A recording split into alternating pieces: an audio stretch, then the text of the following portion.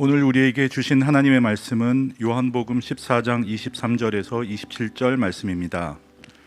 예수께서 대답하여 이르시되 사람이 나를 사랑하면 내 말을 지키리니 내 아버지께서 그를 사랑하실 것이요 우리가 그에게 가서 거처를 그와 함께 하리라.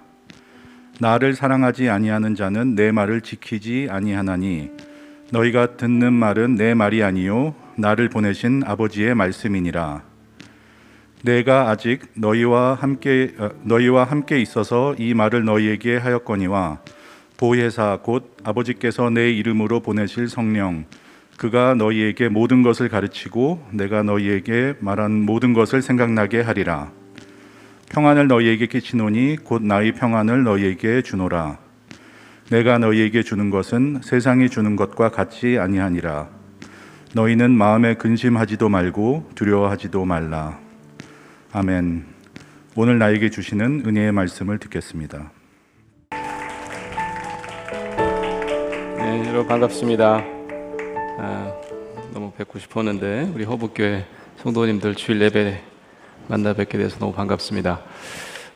최근 다시 8월 코로나 대유행이 올지 모른다라고 하는 조짐이 있어서 2020년부터 우리 온 인류를 괴롭혀온 이 코로나19는 도대체 언제 끝나는 거야?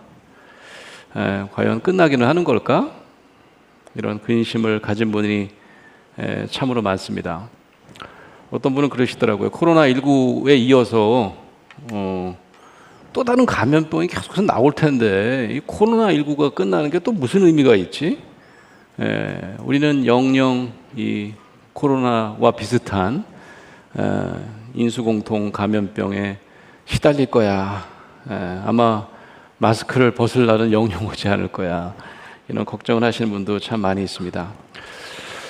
요즘 예전에요 대학에서요 코로나 터지자마자 포스트 코로나 이런 말을 많이 썼는데 요즘에는 잘 안 써요. 언제 끝날지도 모르는데 무슨 포스트야 그래갖고. 근데 오늘 제목에 제가 이렇게 써봤어요. 포스트 코로나 시대. 여러 가지 근심 걱정에 쌓인 분들이 심리 상담의 도움을 받기 시작했습니다. 국가가 그걸 준비를 했어요. 그래서 코로나19 터지자마자 통합 심리 지원단이라는 걸 만들어서 지역마다 좀 전화도 하거나 방문해서 상담을 받으시라. 지난해 1월 14일에는 정부가요 부처 합동회의를 통해서 국무총리가 이 코로나 때문에 너무 우리가 마음이 불안해지니까 온 국민 마음 건강 정책이라는 것도 발표했습니다. 그 안에는 이제 심리 상담을 제도화하고 상담 서비스의 질을 개선해 보겠다 이런 내용이 포함되어 있었습니다. 제 전공은 이제 상담학인데요. 물론 이제 신학당에서 가르치니까 기독교 상담학, 목회 상담학을 공부하는 사람인데 저를 비롯해서 모든 이 상담사의 고민은 근심에 쌓여 있는 이 내담자들을 우리가 어떻게 도울 것인가, 무슨 말을 할 수 있을 것인가 라고 볼 수 있습니다. 여러분은 어떻게 하십니까? 여러분은 보통 이제 주변 사람들이 막 근심에 쌓여 있으면 코로나 때문에 걱정해. 그럼 뭐라고 그러십니까? 너만 코로나 겪냐? 응? 야 걱정하지 마. 뭐 걱정한다고 답이 나오냐? 결국 시간이 지나면 다 해결될 거야. 이렇게 얘기하는 경우가 많아요. 다들 힘들어. 너만 힘든 거 아니야. 이런 건 뭐 주로 일반화라고 그러는데 안타깝게도 걱정하지 마. 너만 그런 거 아니야. 다 그렇게 다 힘든 거야. 라고 하는 일반화는 별로 도움이 안 돼요. 우리의 근심 걱정을 낮추는데 별로 도움이 되지 않더라. 오늘 제가 여러분께 드리고 싶은 말씀은 근심하지 마. 라고 하기보다는 근심하는 법에 대해서 함께 우리는 묵상해야 된다. 근데 오늘 성경 말씀 읽어보니까 예수님도 마지막에 근심하지 말라고 했는데요. 이렇게 하실 수도 있을 것 같아요. 오늘 성경 본문에서 예수님도 잘 읽어보면요, 근심하는 법을 먼저 제공하세요. 그런 다음에 근심하지 말라고 하는 말씀이 나오신다고.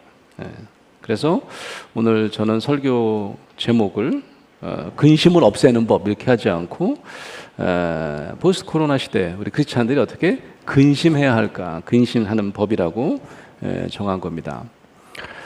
제가 유학 시절에요. 저는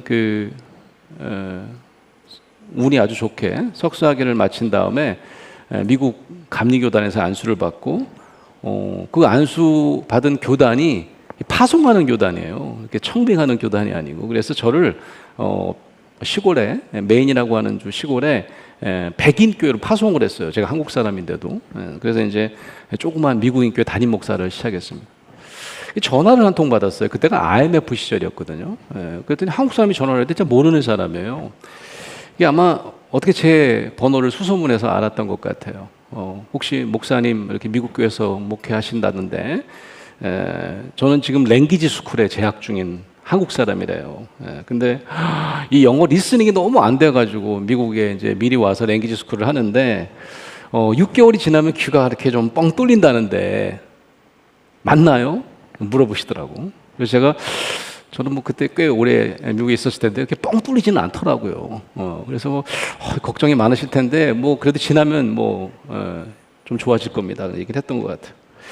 근데 제가 랭귀지 스쿨 하려고 여기 온 거 아니거든요. 사실 대학원에 입학하려고 여기 왔다는 거예요. 근데 랭귀지 스쿨만 졸업한 다음에 대학원에 입학을 못할까 봐 너무 걱정이 많이 된대요.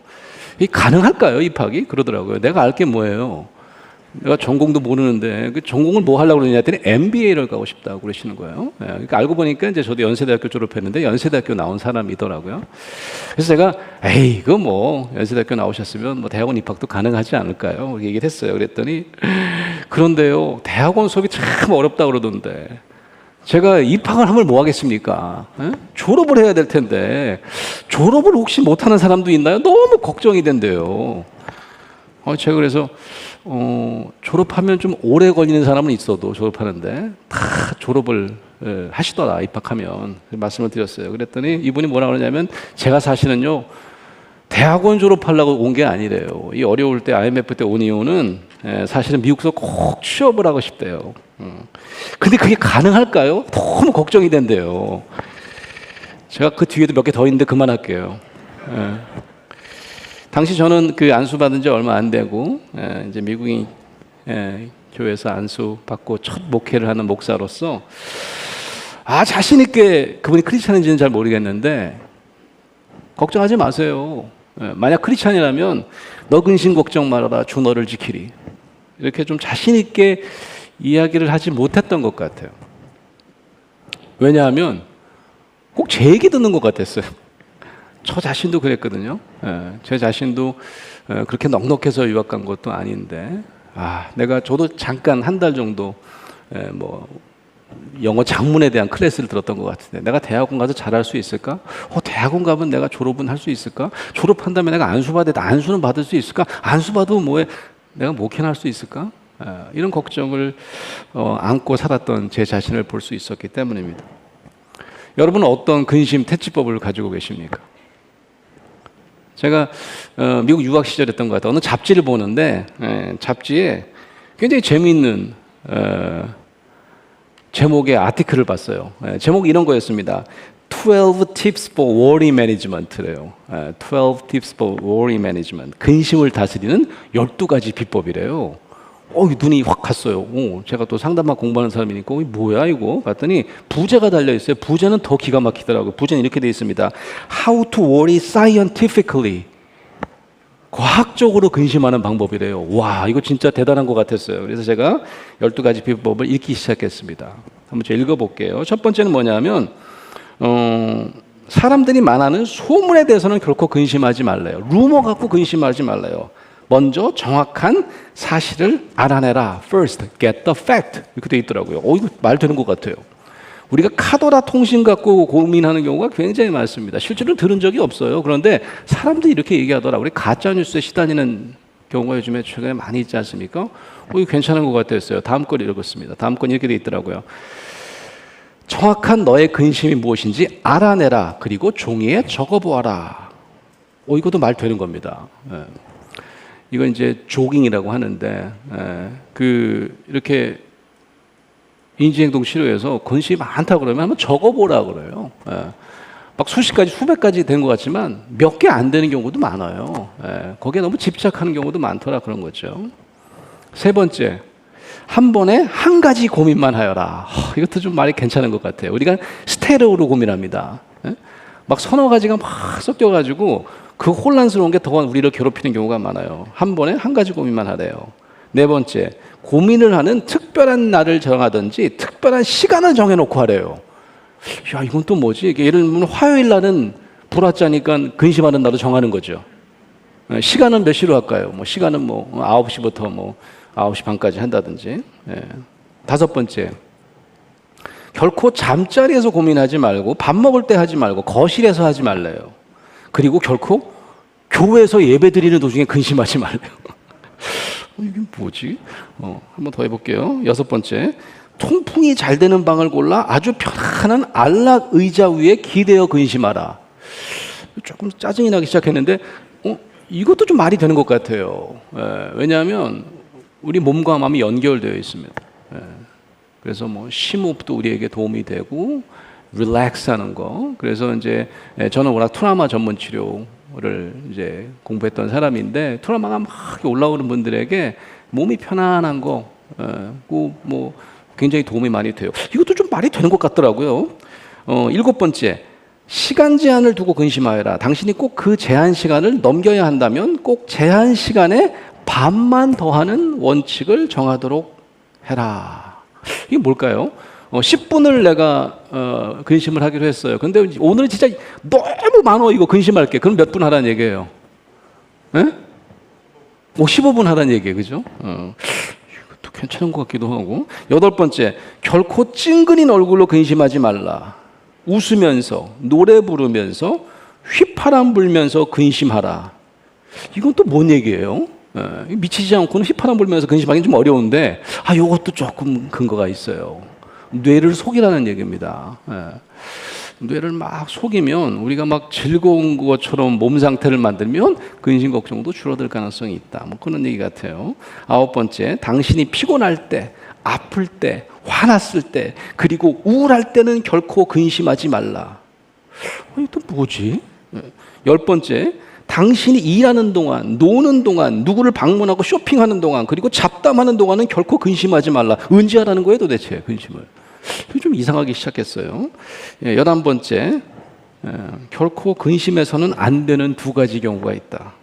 첫째, 당신이 상황을 바꿀 수 있을 때 근심하지 말라. 두 번째, 당신이 상황을 도저히 바꿀 수 없을 때 결코 근심하지 말라. 이거 확 찢어버리려고 그랬어요. 일단 뭐 적으신 분은 안 계시죠 지금까지? 아니 이거 뭐야? 괜히 읽었네.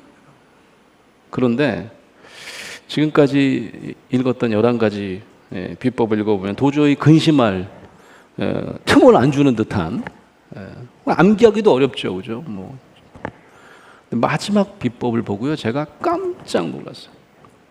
너무 중요하고 기억하기도 너무 쉬웠습니다. 12번째 비법은 Never worry alone 였어요. Never worry alone. 결코 홀로 근심하지 마라. 오늘 성경 본문 말씀을 봤더니 이런 말이 써 있어요. 평안을 너희에게 끼치노니 곧 나의 평안을 너희에게 주노라. 내가 너희에게 주는 것은 세상이 주는 것과 같지 아니하니라. 그리고 나서 말씀하시는 거예요. 너희는 마음에 근심도 말고 두려워하지도 말라. 요 마지막 구절만 끊어 읽으면 예수님도 무조건적으로 근심하지 마. 예수 믿는 사람이 왜 근심해? 이렇게 얘기하는 것 같지만, 그래서 예수 그리스도를 믿는 사람은 무조건 근심할 이유도 없어야 된다고, 근심할 필요도 없다고 말씀하는 것처럼 보이지만 사실은 이 구절은 전 구절인 23절과 26절 말씀과 아주 깊이 연관이 되어 있다는 사실입니다. 여러분, 신학자들이 이 요한복음 14장을 뭐라고 부르는지 아십니까? 예수의 고별 설교, 이렇게 얘기합니다.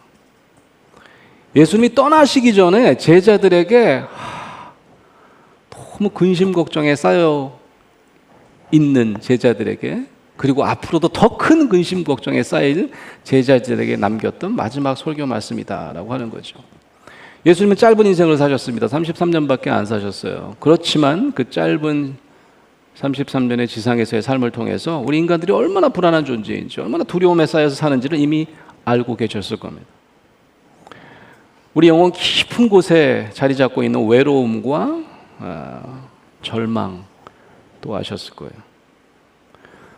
이 제자들 떠나면 제자들은 어떻게 생각해요? 예수님이 그냥 자기랑 평생 같이 있으면서 이제 왕이 되시면 나는 좌의정하고 우의정하고 그런 생각에 쌓여 있는데 갑자기 예수님이 사라지시면 어떻게 되겠습니까?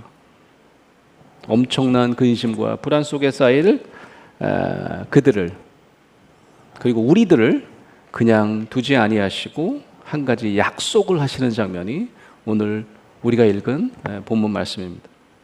내가 곧 너희를 떠나지만, 이것도 되게 충격적인 말씀이에요. 떠날 거라고 생각 안 하고 있습니다. 제자들은 나를 사랑하는 자는 내가 다시 그를 찾아오리라. I will come back. 이렇게 얘기를 하는 거예요. 근데 그때 예수님 혼자 오시는 게 아니에요. 23절에 보면 이런 말씀이 있습니다. 사람이 나를 사랑하면 내 말을 지키리니 내 아버지께서 저를 사랑하실 것이요. 우리가, 이렇게 되어 있습니다. 우리가. 누구입니까? 아버지와 아들 그리스도입니다. 우리가 저에게 와서 거처를 저와 함께 하리라. 이렇게 읽으니까 뭔 말인지 잘 모르겠는데 영어로 한번 읽어볼게요. 영어 성경이 훨씬 더 클리어합니다. 영어 성경이 이렇게 되어 있어요. We will come to them and make our home with them. 이렇게 되어 있어요. Make our home with them. 이렇게 되어 있어요.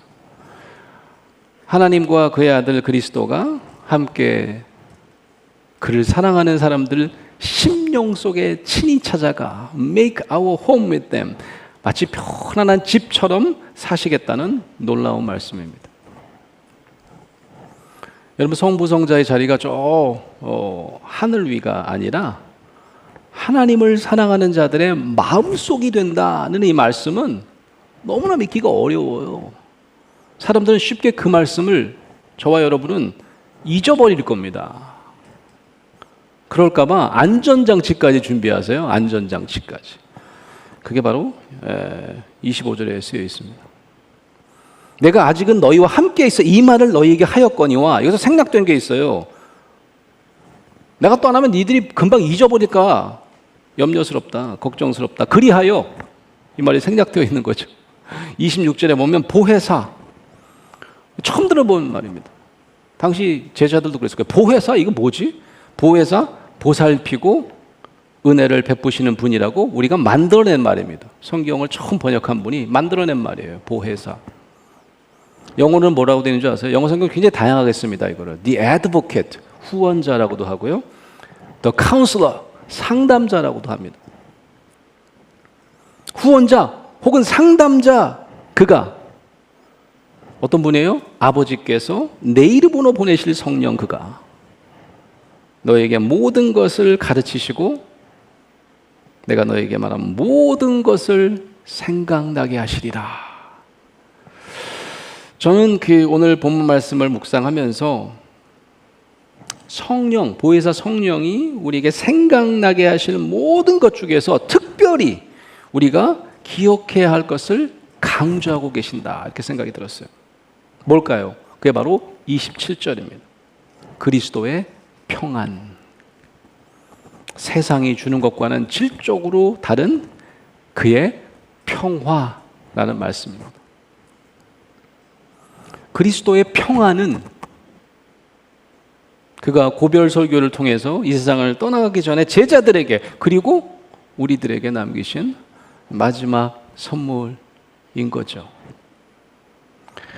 여러분, 성경을 읽어보면 좀 그 답을 좀 잘 알려주시면 좋을 것 같은데 이게 안 나와 있는 게 있어요. 그게 뭐냐면 이 그리스도가 주시는 평화가 세상이 주는 것과 굉장히 다르대요. 이거 어떻게 다르다는 건지 설명이 안 나와 있습니다. 구체적으로 세상이 주는 평화와 그리스도의 평화가 뭐가 다른 거예요?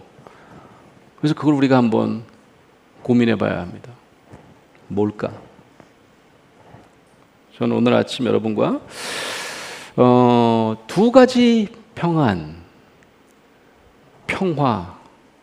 대한 정의를 소개할까 합니다. 첫 번째는 뭐냐면 평화에 대한 세상적인 정의예요. 평화에 대한 세상적인 정의는 부정적인 것입니다. 마이너스예요. 뭔가 없어져야 돼요. 평화는 늘 뭔가를 만들어내는 것이 아니고요, 뭔가를 없애는 겁니다. 제가 보니까 지금 이 7월에 우리가 서머 페스티벌을 허브교에서 하고 있는데, 앞에 오신 분 보니까 이상옥 교수님, 또 우리 한성주 교수님, 제가 너무 가깝게 지내는 분들이 다 이제 상담학 공부하시는, 연구하시는 교수님들이신데, 저는 이런 얘기 여기 하고 다니면 안 되는데, 제가 영업 비밀인데 제가 자주 얘기하는 게 있어요. 상담을 오면 근심 걱정이 없어지는 줄 알잖아요. 안 없어져. 이런 얘기 하면 안 돼. 그러면 나한테 돈 주고 안 올 거 아니겠어요. 유료 상담하기 어려울 거 아니겠어요. 근데요, 제가요 20년 넘게 상담을 해봐도요 안 없어집니다. 근데 없애려고 해요. 세상적 평화는요, 예를 들면 세계 평화는 뭡니까? 분쟁이 소멸되는 거 아니에요? 전쟁이 없어지는 거 아닙니까? 분쟁의 진공 상태를 의미하는 게 세계 평화 아니에요? 여러분, 이런 평화를 여러분이 이루시려면 분쟁의 소멸, absence를 만드시려면 늘 폭력이 동원됩니다. 완력을 쓰셔야 돼요. 이런 의미에서 이 세상에서 이루고자 하는 뭔가를 없애는 평화는 거저 생기질 않아요. 다른 사람에게 거저 줄 수가 없어요. 엄청 싸워야 합니다. 평화는 늘 분쟁을 통해서 성취되는 것도 아니에요. 이루어지는 게, 여러분 이루어진 거 보셨습니까? 전쟁이 끝났다고 선포되는데요, 국지전은 계속되더라고요. 미국 대통령이 가끔 전쟁 끝났다고 선포한 적이 있었어요. 예전에 아무도 믿지 않았어요.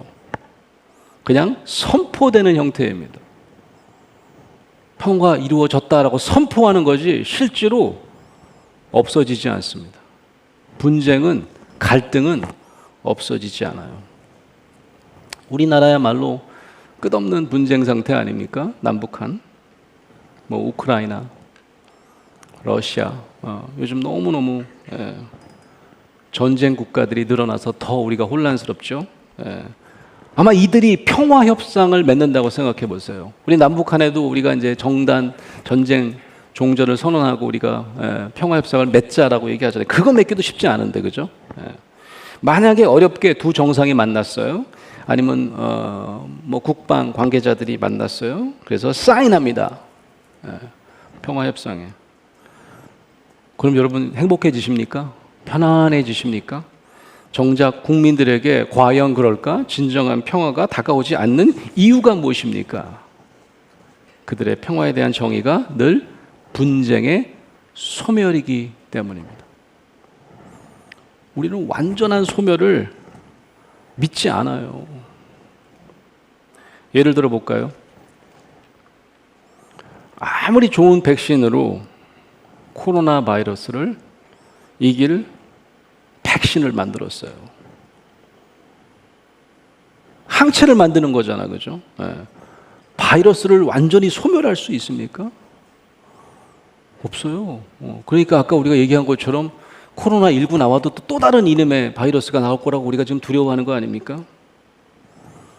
우리 모두 엔데믹 시대를 이제 기다리고 있잖아요. 몇 달 전만 해도 대한민국이 뭐라고 얘기했었냐면 우리가 최초의 엔데믹 선포 국가가 될 수 있대요. 그냥 선포하는 거예요. 엔데믹. 엔데믹이 뭡니까? 여러분 영어 잘하시니까 엔데믹. 어떤 분이 그러다가 엔드래요. 그게 끝난 거래요. 창피해 죽는 줄 알았어요. 제가 그런 뜻이 아니잖아요. 그 N이 뭐예요? N이라고 하는 접두어는 안으로라는 뜻입니다. 데믹은 뭐예요? 데모크래틱 할 때 사람들 그 뜻 아닙니까? 민주주의 할 때 사람 안으로 그런 뜻이에요. 엔데믹은 바이러스 재앙이 끝났다는 얘기가 아니에요. 이제는 바이러스를 갖고 살자. 위드 코로나랑 같은 말입니다. 이제 감기처럼 그냥 같이 살아야 돼. 이런 뜻이지 끝났다는 뜻이 아니에요.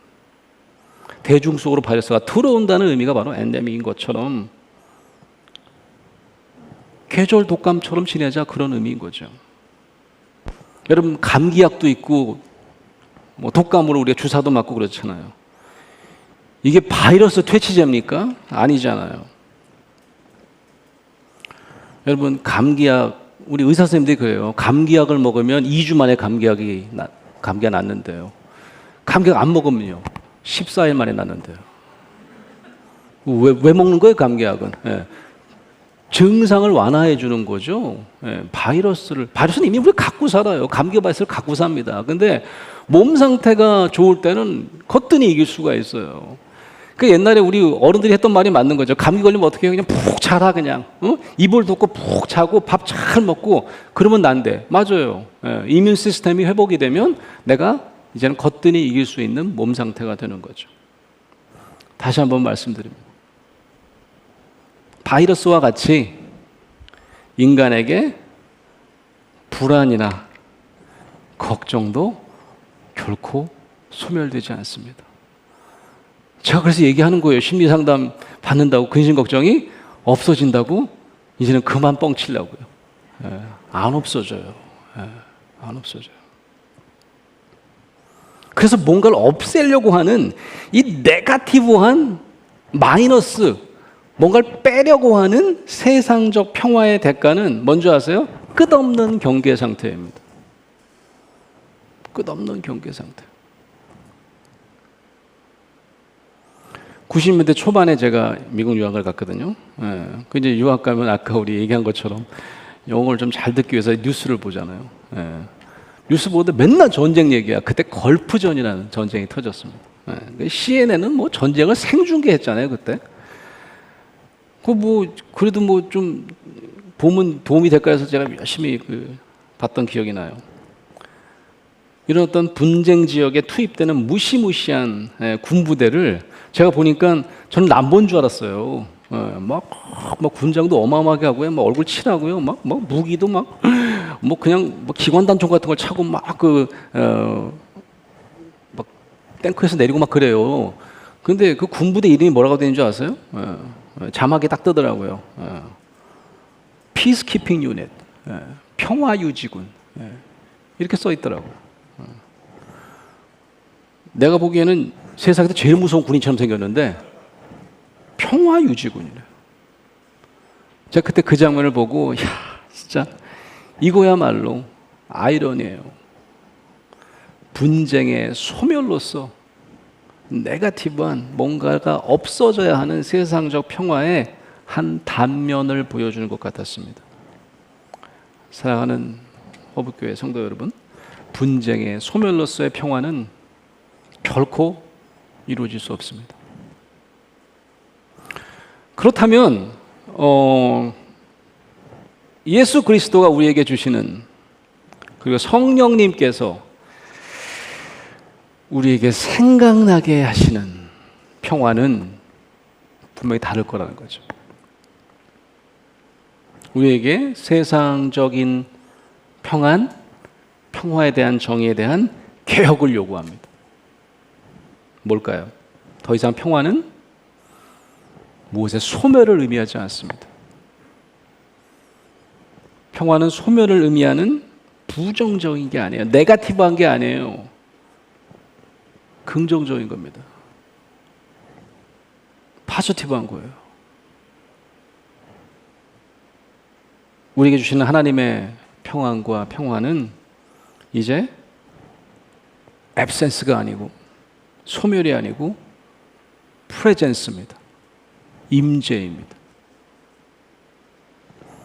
하나님이 주시는 평화는 우리의 삶 속에, 아니 우리의 마음 속에 거처하시는 하나님의 살아계신 임재를 의미합니다.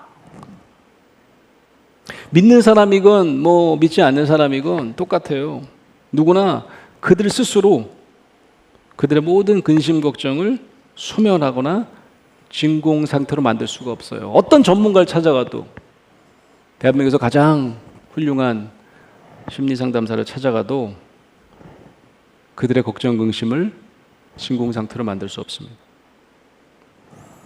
우리 그리스도인들의 평화는, 마음의 평화는 그래서 소멸을 기대하는 평화가 되어서는 안 된다는 말씀입니다. 왜냐하면 늘 소멸되지 않음을 불안해하면서 결코 참 평안을 가질 수 없을 것이기 때문입니다.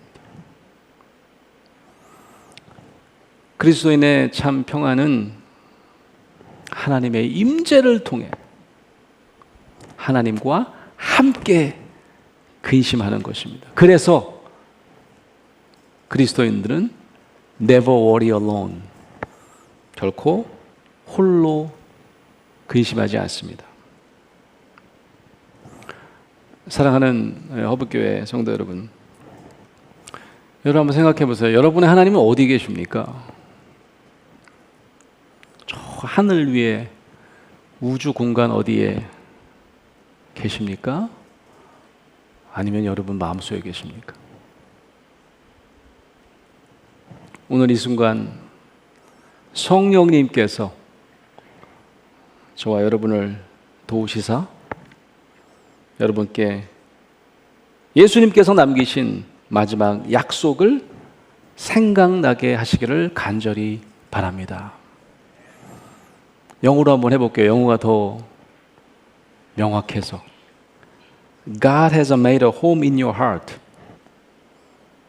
하나님께서 여러분의 마음속에 홈을 만드셨대요. 이미 만드셨어요. 성부와 성자 하나님께서 다른 곳이 아닌 여러분 마음속에 함께 살고 계십니다. 여러분 믿으십니까? 여러분이 그분을 사랑하기만 하면 그 조건이 있긴 해요. 사랑하기만 하면 성부 성자 하나님께서 여러분 마음에 거처를 삼겠다고 약속하셨습니다. 세상의 평화는 전쟁의 중단을 의미합니다. 여러분 혹시 뉴스 보시다가 우크라이나 이거 언제 전쟁 끝나지? 지금 개발도상국이 난리예요. 반정부 시위 때문에 말도 못합니다. 스리랑카 요즘에 보도 보셨죠? 왜 이렇게 어지럽죠? 언제 세상 평화 오지? 제가 말씀드릴게요. 안 와요.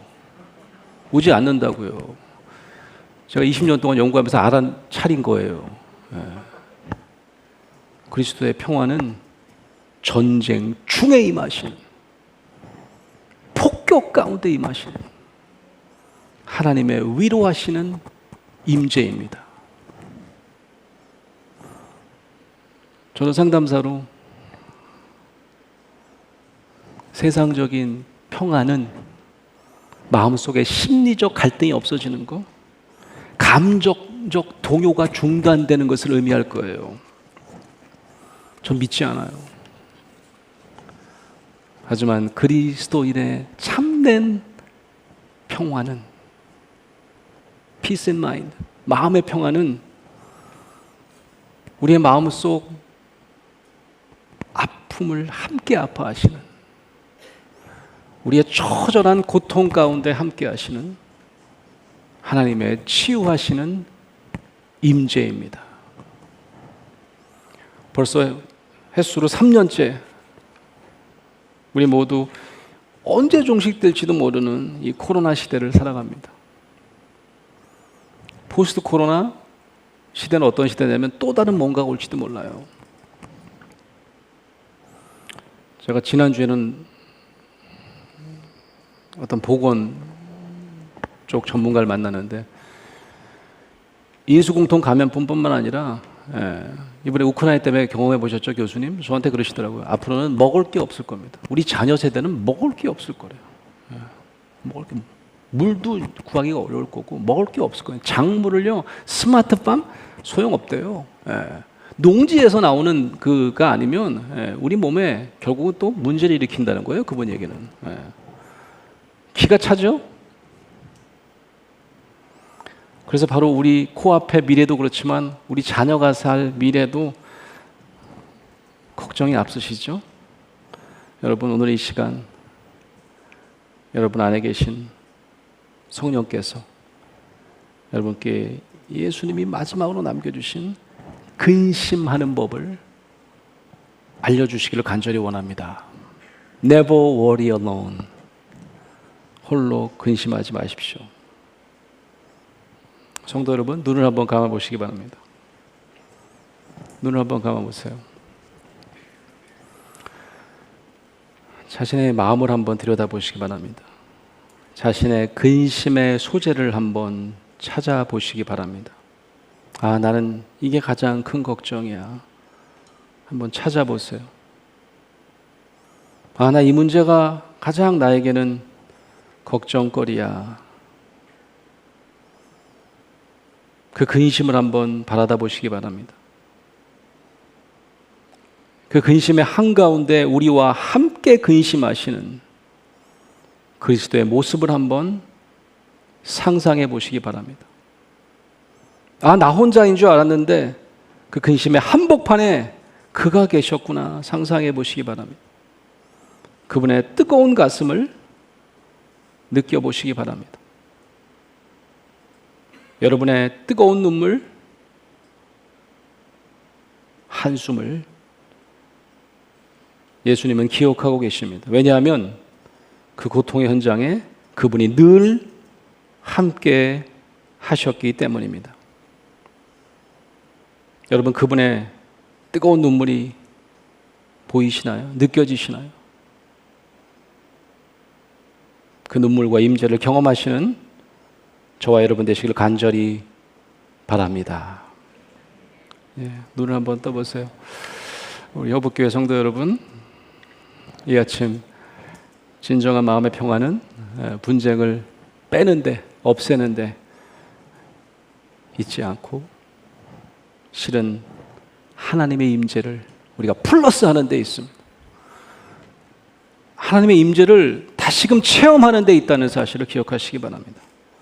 우리 안에 거처 삼으시는 성부, 성자 하나님과 함께 근심하시고 하나님의 임재와 참 평화를 다 경험하시는 저와 여러분 되시기를 주의 이름으로 축원합니다. 기도하시겠습니다. 근심 없이 살 수 없는 우리들의 마음속에 친히 거처 삼으시겠다고 약속하신 주님이시여, 이제는 홀로 근심하며 주께 불평하는 신앙이 아니라 우리의 근심 한복판에서 하나님을 발견하는 참 평화의 소유자들이 다 될 수 있도록 인도하여 주시옵소서. 주 예수 귀하신 이름 받들어 감사하며 기도하옵나이다. 아멘.